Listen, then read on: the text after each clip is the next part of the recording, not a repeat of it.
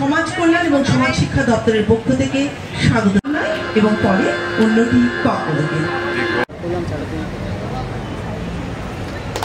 অঙ্গ হিসেবে প্রতিটি অঙ্গনওয়াড়ি কেন্দ্রে শিশু সমাজ শিক্ষা দপ্তরের অতিরিক্ত অধিকর্তা মহোদয় জোরে হাততালি হয়ে তার হাতে এবারে তুলে দিচ্ছেন আমাদের হাততালি দিয়ে অনুরোধ করছি দিচ্ছেন নেতৃত্বে সুপর্ণা বর্মন।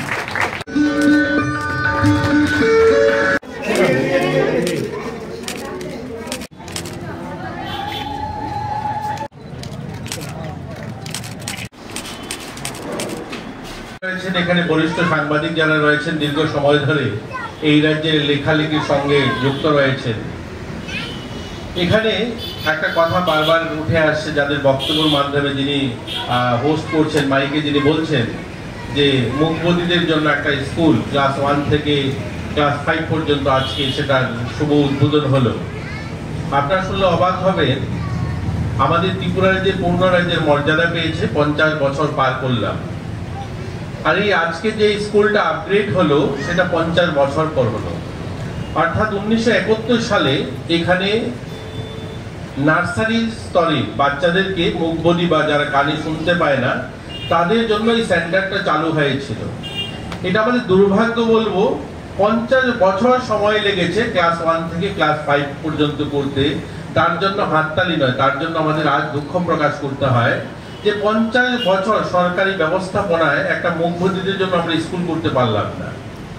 50 বছরেরও বেশি সময় লেগেছে। অর্থাৎ 1931 সালে এটা হয়েছিল যে নার্সারি বাচ্চারা ক্লাস 5 পর্যন্ত থাকবে। এখন এই ধরনের যারা কথা বলতে পারে না, যারা কানে শুনতে পায় না, তাদের জন্য ব্যবস্থাটা কোথায় ছিল? তাদের জন্য এখানে ক্লাস 1-এ ওঠার পর তাদেরকে সাধারণ স্কুলে তাদেরকে দেওয়া হতো। কিন্তু সাধারণ স্কুলে সেখানে যে ছেলেমেয়েরা তাদের সঙ্গে তারা পড়াশোনা করতে গিয়ে তারা সেখানে গড়ে উঠতে পারতো না, তার জন্য তার ড্রপ আউট হয়ে যেত। আর নতুবা একটা প্রাইভেট স্কুল এখানে আছে, আমি নাম নেব না, প্রাইভেট স্কুলে বছরে 40 থেকে 50 হাজার টাকা দিয়ে সেখানে ভর্তি করতে হতো। ভাবুন কি দুর্ভাগ্য আমাদের। আমরা বলি আমাদের গরিব রাজ্য, আমরা বলি আমরা পিছিয়ে পড়া রাজ্য, অথচ ওই প্রাইভেট ইনস্টিটিউটে দিতে হবে 50,000 টাকা প্রত্যেক বছরে ফিস দিয়ে সেখানে ভর্তি করতে হবে। আমার যদি মুখবধি ছেলে হয় বা আমার মেয়ে যদি হয়, কানে শুনতে পায় না, কথা বলতে পারে না, তার জন্য 50,000 টাকা বছরে ফিস দিয়ে প্রাইভেট স্কুলে ভর্তি করতে হবে। আর নতুন কোনো আমাদের ব্যবস্থা নেই। আজ দীর্ঘ বছর পর আজ আমরা সেটা করতে পেরেছি ক্লাস 1 থেকে ক্লাস 5 পর্যন্ত। আমরা আপনাদেরকে আশ্বস্ত করছি এটা আগামী দিনে আমরা মাধ্যমিক পর্যন্ত করে নেব।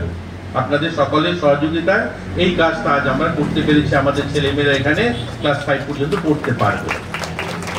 দ্বিতীয় যে বিষয়টা হলো, আপনারা জানেন যে পোষণ টেকার, যেটা কেন্দ্র সরকার 2018 সালে এখানে দেখেছি আমরা মাননীয় প্রধানমন্ত্রীজি শুরু করেছিলেন পোষণ অভিযান, এবং পাশাপাশি এই পোষণ টেকার অর্থাৎ একটা মোবাইল সফটওয়্যারের মাধ্যমে সেই সমস্ত অঙ্গনওয়াড়ি সেন্টারগুলোকে ভিজিট করা বা সেখানে তার পরিষেবা বা যে সমস্ত সেই স্কিমের মাধ্যমে যে সমস্ত স্কিমগুলো রয়েছে সেগুলো সঠিকভাবে পরিচালনা করা হচ্ছে কিনা সেটাকে সেই মোবাইল অ্যাপসে আপলোড করার একটা ব্যবস্থা ছিল।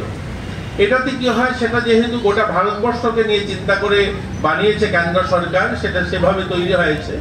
আমরা দেখতে পেয়েছি আমাদের রাজ্যে অনেক সময় যারা সুপারভাইজাররা রয়েছেন, আমাদের সুপারভাইজারও সেই পরিমাণ, যত 10,000-এরও বেশি অঙ্গনওয়াড়ি সেন্টার, 4 লাখেরও বেশি বাচ্চারা সেখানে রয়েছেন। তো সেই একটা বড় সংখ্যা, সেই তুলনামূলক যদি আমরা দেখি আমাদের সুপারভাইজারের সংখ্যাটা কম, আমরা সেভাবে তাদের উপরে প্রেসারাইজ করতে পারি না প্রত্যেকটা অঙ্গনওয়াড়ি সেন্টার প্রত্যেক সপ্তাহে ভিজিট করা বা প্রত্যেক 15 দিনে একবার ভিজিট করার জন্য আমরা তাদেরকে বলতে পারি না। এটাও আমরা দেখি মাঝে মধ্যে পত্রিকার পাতায় যে সেখানে অঙ্গনওয়াড়ি সেন্টার বন্ধ রয়েছে, অঙ্গনওয়াড়ি সেন্টারে ছাত্র আসছে না, বা সেখানে সেভাবে যে ধরনের পরিষেবা দেওয়ার কথা সেটা হচ্ছে না।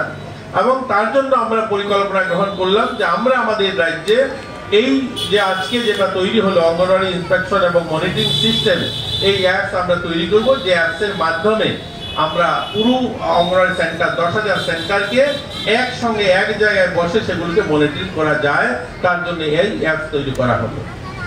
এই অ্যাপসের সবচেয়ে ভালো দিকটা হলো, আগে যেটা পোষণ টেকার ছিল, পোষণ টেকারে এখনো থাকবে সেটা কিন্তু বন্ধ হয়নি, যেহেতু এটা সেন্ট্রাল গভর্নমেন্টের। সেটার মাধ্যমে কি হয়, অনেক সময় আমাদের দিদিমণিরা যারা সেখানে কাজ করেন তারা তাদের বাড়িতে বসেও রিপোর্টটা তৈরি করতে পারেন যে আমার অঙ্গনওয়াড়ি সেন্টারে 40 জন বাচ্চা আছে, সেখানে 40 জনের মধ্যে 30 জন উপস্থিত হয়েছে, বা যাই যাই করার হয় সেটা তিনি যখন খুশি করতে পারেন। এই অ্যাপস এর মাধ্যমে সবচেয়ে বড় জিনিস যেটা হলো ওই সেন্টারে গিয়েই আপনাকে আপলোড করতে হবে। অর্থাৎ আপনি যদি ভাবেন যে বাড়িতে বসে সেটাকে আমি আপলোড করে নেব, সেটা সম্ভব হবে না। আপনাকে ওই 50 মিটার, অর্থাৎ আপনি অঙ্গনওয়াড়ি সেন্টারে যারা সুপারভাইজাররা তারা যদি ভাবেন আমি না গিয়ে সেখানে সেটার ইন্সপেকশন রিপোর্ট করে দেবো, সেটা সম্ভব হবে না। কারণ সেই অ্যাপস অপারেটিভ হবে না যতক্ষণ পর্যন্ত তিনি ওই অঙ্গনওয়াড়ি সেন্টারের প্রাঙ্গণে না গিয়েছেন। এটা সবচেয়ে বড় জিনিস হলো ওই সেন্টার গিয়েই ওনাকে ইন্সপেকশন করতে হবে, সেন্টারে ওনাকে যেতে হবে। আর একটা দিক হলো সেই ইন্সপেকশন করার সময় বিভিন্ন ফটোগ্রাফ, অর্থাৎ আজকের দিনে যে লাইভ, এর জন্য এটার মধ্যে লেখা হয়েছে এইমস লাইভ, অর্থাৎ লাইভে সেখানে গিয়ে আপনাকে জিও ট্রেকিং করতে পারবেন, অর্থাৎ ফটোগ্রাফি করতে পারবেন, করে সেটা আপলোড করতে পারবেন। সেটা আমাদের প্রদেশ অর্থাৎ আমাদের হেডকোয়ার্টার থেকে সেটাকে দেখার ব্যবস্থা রয়েছে। তো আমি আশা করব এই অ্যাপসের মাধ্যমে আগামী দিন আমাদের যে পরিষেবা সেটা আরো উন্নয়ন হবে। আমরা অনেকেই সমাজ কল্যাণ এবং সমাজ শিক্ষা দপ্তরের